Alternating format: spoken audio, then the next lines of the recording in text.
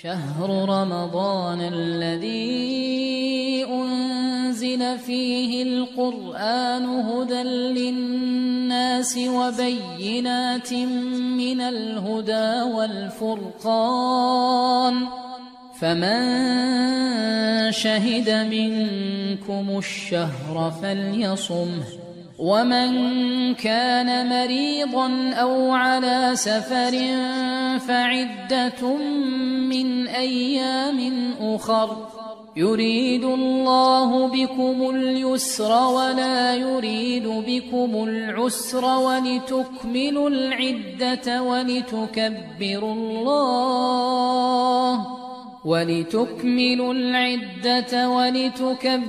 الله على ما هداكم ولعلكم تشكرون. الحمد لله رب العالمين والصلاة والسلام أتمان الأكملان على سيد الأنبياء والمرسلين نبينا محمد وعلى آله وأصحابه أجمعين. اما بعد، السلام علیکم و رحمت الله و برکاته.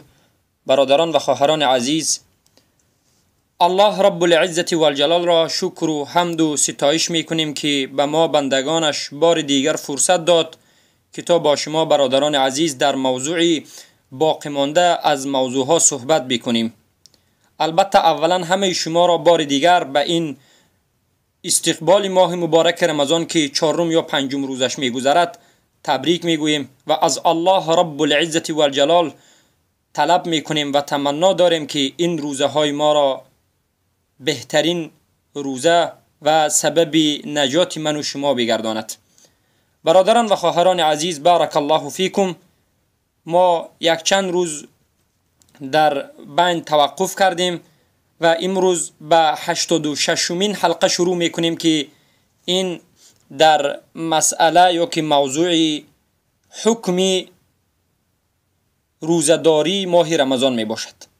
یعنی روزه گرفتن ماه مبارک رمضان چه حکم دارد؟ برادران و خواهران عزیزم، بارک الله فیکم، باید بدانید که روزه گرفتن ماه مبارک رمضان یکی از ارکان یعنی رکنهای اسلام است و یکی از پایه اسلام است. چخیلی که الله رب العزت و الجلال در سوره بقره آیت 183 و 185 به من و شما بیان کرده است: اعوذ بالله من الشیطان الرجیم یا ایها الذین آمنوا کتب علیکم الصیام کما کتب علی الذین من قبلکم لعلكم تتقون أياما معدودات فمن كان منكم مريضا أو على سفر فعدة من أيام أخر وعلى الذين يطيقونه فدية طعام مسكين فمن تطوع خيرا فهو خير له وأن تصوموا خير لكم إن كنتم تعلمون شهر رمضان الذي أنزل فيه القرآن هدى للناس وبينات من الهدى والفرقان فمن شهد منكم الشهر فليصمه. این آیت های بود که الله رب العزت و الجلال در مسئله ماه مبارک رمضان نازل کرد. گفت ای آنانی که ایمان آوردید، خاص برای شما ندا است، مؤمنین آگاه باشید که الله میگه ای آنانی که ایمان آوردید، به شما فرض گردانیده شد روزداری ماه مبارک رمضان. البته کتبه در علم اصول فقه فرض را به چندین کلمه بیان کردند: کتب، لزم، فرض، وجب. همه این کلمه ها یک معنی دارد، یعنی به شما فرض گردانیده شد. چی خیلی که پیش از شما قوم هایی بوده اینچنین به اونها هم فرض بود. یعنی روزه داشتن نه تنها بر ما بلکه به امت هایی که پیش از ما گذشته اند اونها نیز روزه می داشتند و اونها نیز روزه های خاص خود را داشتند. ایام معدودات باید دانید که این روزداری روزهای بشمار هست، معین است، نه یک سال کاملا بلکه یک ماه هست. پس هر کسی که از شما در سفر باشد یا که کسل باشد میتواند که از دیگر روزها روزه بگیرد. عموما این آیات ها دلالت به فرضیت روزگیری این ماه مبارک رمضان میکند و حدیث صریح هم نص از حدیث رسول اکرم صلی الله علیه و سلم است که رسول الله گفتند قال النبی صلی الله علیه و سلم بنی الاسلام على خمس شهادة ان لا اله الا الله و ان محمد رسول الله و اقامة الصلاة و اقام الصلاة و ایتاء الزکاة و حج البیت و صوم رمضان، که حدیث صحیح است و در روایت مسلم آمده و صوم رمضان و حج البیت، یعنی در ترتیبش کمی تغییرات در روایت مسلم آمده است.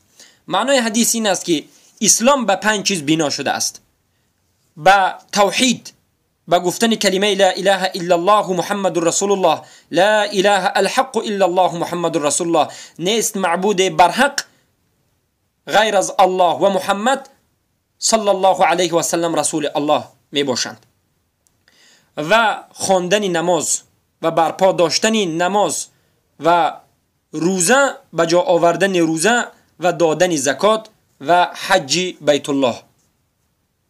پس این حدیث هم دلالت میکند که روزه‌داری این فرض است. حکم روزه داشتن چیست؟ فرض است. پس علما نقل میکنند اجمع المسلمون على فرضیت صوم رمضان اجماعا قطعیا معلوما بالضروره من دین الاسلام.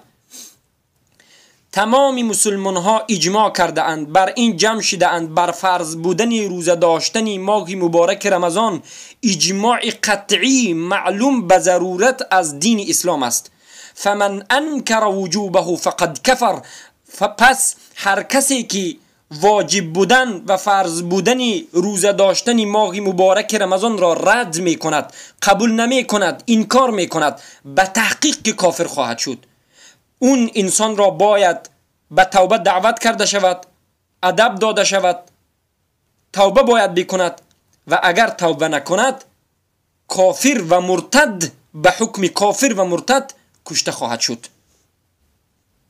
و این انسانی که روزه را، ماه مبارک رمضان را، روزه گرفتنش را فرض نمیداند، وقتی که وفات میکند لا یغسل، شسته نمی شود، کفن کرده نمی شود، به این نماز جنازه خونده نمی شود و در حق این انسان دعا کرده نمی شود و دعای رحمت کرده نمی شود. پس این دلالت می کند که ماه مبارک رمضان روزه گرفتنش 100% فرض است به کسی که عاقل است و بالغ است و مسلمان است. البته کسی که بالغ هست، به بلاغت رسیده است، به اون روزه گرفتن فرض است. کدوم جوانی که احتلام شده باشد، کدوم جوان دختری که حیض شده باشد، یا که موی زیر ناف بر آمده باشد یا زیر بغل بر آمده باشد یا به سن 15 ساله رسیده باشند، به اونها فرض است. اما اگر یک جوان یا یک دختر جوان در سن تمیز باشد، سنش 7 8 9 ساله باشد، حالا به بلاغت نرسیده باشد، اون هم روزه دارد، روزش ثواب دارد، البته در حالتی که مشقت پیدا نکند. پس ماه مبارک رمضان ماه است که در سال دوم هجری بر رسول اکرم صلی الله علیه و سلم فرض شد. یعنی بعد از 15 سال پیامبر شدن پیامبر ماه رمضان فرض شد. 13 سال در مکه بودند، بعد از این به مکه رفتند. 13 سال در مکه بودند، بعد از این به مدینه رفتند. در مدینه 2 سال زندگی کردند که در دوم هجری ماه مبارک رمضان فرض شد و رسول اکرم صلی الله علیه و سلم همگی تا وقت وفاتشان 9 سال روزه گرفتند که بعضی از این سالها 29 روز روزه می گرفتند و بعضی از این سالها 30 روز روزه می گرفتند. و این ماه مبارک رمضان 2 مرحله داشت. مرحله اول التخییر بین الصیام والاطعام مع تفضیل الصیام علیه. در اون اولی که ماه مبارک رمضان فرض شد انسان ها را مخیر گذاشت در بین دو چیز، در بین روزه داشتن و در بین طعام دادن. یا روزه دارید یا طعام دهید، اما روزه داری را افضل خواند. این مرحله اولی فرض شدن روزه بود. اما مرحله دوم مرحله است که تعیین الصیام بدون تخییر، روزه داری را به یگان اختیار، به یگان شک و شبهه یا که جایگزین کردنش فرض کرد. چلی که عن سلمة بن الأكوع رضي الله عنه قال لما نزلت وعلى الذين يطيقونه فدية طعام مسكين كان من أراد يفطر ويفتدى يعني فعل حتى نزلت الآية التي بعدها فنسختها يعني بها قوله تعالى فمن شهد منكم الشهر فليصم. سلمة بن الأكوع میگن وقتی که الله رب العزة والجلال گفت که و آنانی که طاقت کردن میتوانند اونها فدیه طعام بدهند به مسکین ها. کسی خواهد روزه می داشت، کسی خواهد طعام می داد.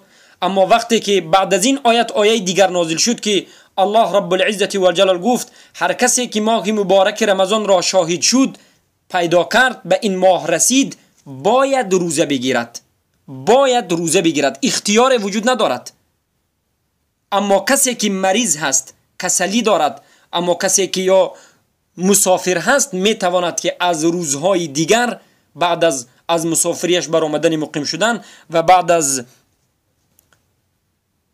کسلیش درست شدن چی بگیرد؟ از دیگر روزها روزه بگیرد.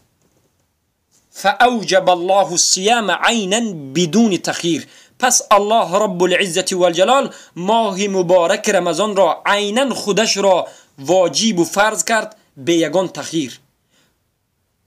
پس ماه مبارک رمضان همان وقت فرض می شود که روزه گرفتن همان وقت فرض می شود که ماه مبارک رمضان داخل شود.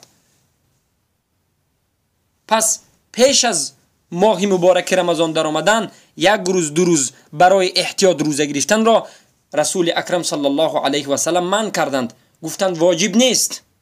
چرا که همان وقت روزه داری فرض می شود که انیق و 100% ماه مبارک رمضان داخل شود.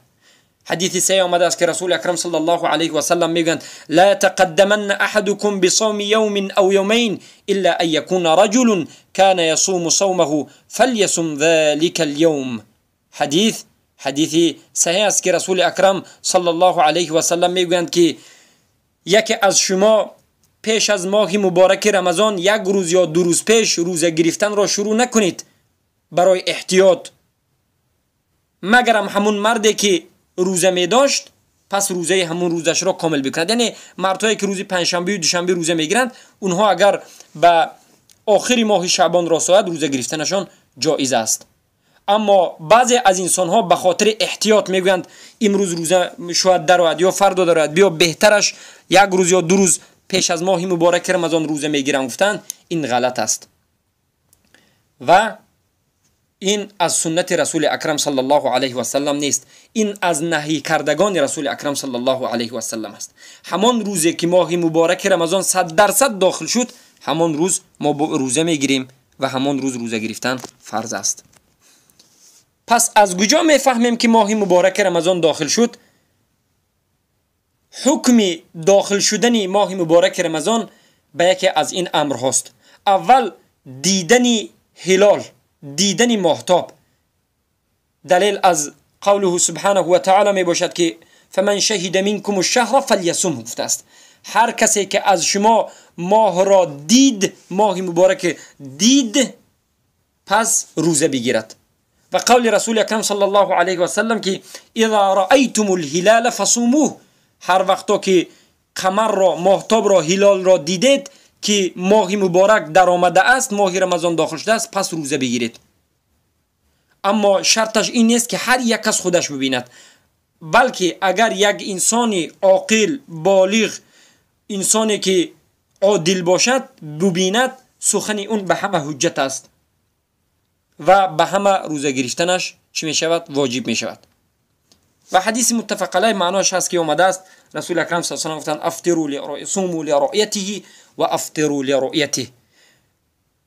ماه مبارک را روزه بگیرید، بعد از اینکه هلال را میبینید، ماهتاب را میبینید، بعد روزه بگیرید. پس اگر یک نفر ماه را ببیند، اگر این نفر شاهد عاقل باشد، بالغ باشد، مسلمان باشد، موثوق و معدول باشد، چشمش ببیند و امانتدار باشد، این انسان گفتهش درست است و به گفته این یک نفر روزه به همه چی می شود؟ به شهادت این یک نفر به همه فرض می شود. اما اگر این ماهتاب را بیننده کوچک باشد، فلا یثبت الشهر بشهادته، اگر در سن تمیز باشد، به بلاغت نرسیده باشد، به گفته این انسانی به بلاغت نرسیده، ماه مبارک رمضان به گردن انسان ثابت نمی شود. یا که انسان دیوانه باشد، یا که انسانی کافر باشد، یا که انسانی فاسق باشد، به گفته اینها، به اثبات اونها ماه مبارک رمضان داخل شدنش اثبات نمی شود و شهادت اینها قبول نیست. از دلیل حدیث ابن عباس رضی الله عنهما است که میگند جاء اعرابی الى النبي صلى الله عليه وسلم فقال اني رأيت الهلال يعني رمضان فقال أتشهد أن لا إله إلا الله؟ قال نعم. قال أتشهد أن محمد رسول الله؟ قال نعم. قال يا بلال أذن في الناس فليصوموا غدا. یک اعرابی بادیه نشین به نزد رسول اکرم صلی الله علیه و سلم آمد و گفت من هلال را دیدم، یعنی ماه رمضان داخل شدنش را دیدم و شهادت میدیم. رسول اکرم صلی الله علیه و سلم گفتند آیا شهادت میدهی که نیست معبود برحق غیر از الله؟ گفت بله شهادت میدیم که نیست معبود برحق غیر از الله. و پیامبر گفتند آیا شهادت میدهی که محمد رسول الله است؟ گفت شهادت میدیم. گفتند ای بلال بخست و اذان بده به مردم، آگاهی بده که فردا روزه بگیرند. پس هر کسی که انسان‌های امانتدار نباشند، دروغگو باشند و ضعیفی چشمشان خوب نبیند که ماهتاب را دیده نمیتوانند، به گفته این انسان‌ها در آمدن یا برآمدن ماه مبارک رمضان اثبات کرده نمیشود، چرا که در این انسان‌ها شک وجود دارد، شک در صدقش یا شک در دروغگوییش یا با اینچنین شک به داخل شدن ماه مبارک رمضان وجود دارد. اگر اینها یک مرد باشند، خصوصا اگر این انسان‌ها یک مرد باشند، شک زیادتر می شود. لقول ابن عمر رضی الله عنهما ترى الناس الهلال فأخبرت النبي صلى الله عليه وسلم أني رأيته فصام وأمر الناس بصيامه. پس هر کسی که ماه مبارک رمضان را بیند که ماه مبارک رمضان داخل شد، ماه را قمر را بیند که پوره شده است و شعبان به پایان رسیده است، روزه گرفتن به اون واجب می شود. یا اگر به در آمدن ماه مبارک رمضان حکومت شرعی، حکومتی که از این با خبر است، با واسطه اخبارها به مردم خبر بدهد، عمل کردن به این خبر نیز واجب است. یعنی در آمدن ماه مبارک رمضان اثبات کرده می شود و قبول کرده می شود. پس هر وقتا که داخل شدن شهر ماه مبارک رمضان ثبوت شرعی می شود، به همه انسان ها واجب می شود که ماه مبارک رمضان را روزه بگیرند. خیلی که رسول اکرم صلی الله علیه و سلم گفتند اذا رأیتم الهلال فصوموا و اذا رأیتموه فافطروا. هر وقتا که ماه را دیدید که ماه رمضان در آمده است، روزه بگیرید. و دومین عملی که ما با این عمل در آمدن ماه مبارک رمضان را اثبات میکنیم، این حکم کردن به داخل شدن یا به پوره شدن ماه است. ماه گذشته، ماه شعبان، اکمال شهر السابق قبله 30 یوما. اگر مثلا مردم برآمدن که ماهتاب را ندیدند، ابر آمد پیششان را محکم کرد، در این حالت چیکار میکنیم؟ در این حالت فاذا غم علیکم فاکملوا الشهر 30. پیامبر صلی الله علیه و گفتند اگر شما برآمدید و خواستید که ماهتاب را بینید که ماهتاب آیا ماه رمضان داخل شد یا نه، اگر پیش ماهتاب را ابر پنهان کند، در این حالت شما ماهتاب را دیده نمیتوانید. به سبب همین ماه شعبان را 30 روز حساب میکنید، کامل میکنید و بعد از این ماه مبارک رمضان را بعد از 30 روز حساب میکنید و روزه میگیرید. و این دومین عملی بود که ما به این عمل میتوانیم چکنیم ماه مبارک رمضان را در آمدنش را اثبات بکنیم. شلی که رسول اکرم صلی الله علیه و سلم آشکار گفتند فإن غمی علیکم، اگر شما ماهتاب را دیده نتوانید، ابر پیش شما را گرفت، فعدوا الشهر 30، شهر شعبان را 30 روز حساب بکنید. فإن غبی علیکم فاکملوا عدة شعبان 30، به روایت دیگر آمده است اگر اینچنین پیش شما را ابر محکم کرد، ماه شعبان را 30 روز حساب بکنید. و این حدیث ها دلالت می کند که انسان ماه را اگر نبیند به ماه رمضان داخل نمی شود. اگر ماه را دیده نتواند، ماه شعبان را، شهر شعبان را 30 روز حساب می کند و بعد از این شک از بین می رود و ماه مبارک رمضان داخل می شود و فرض می شود.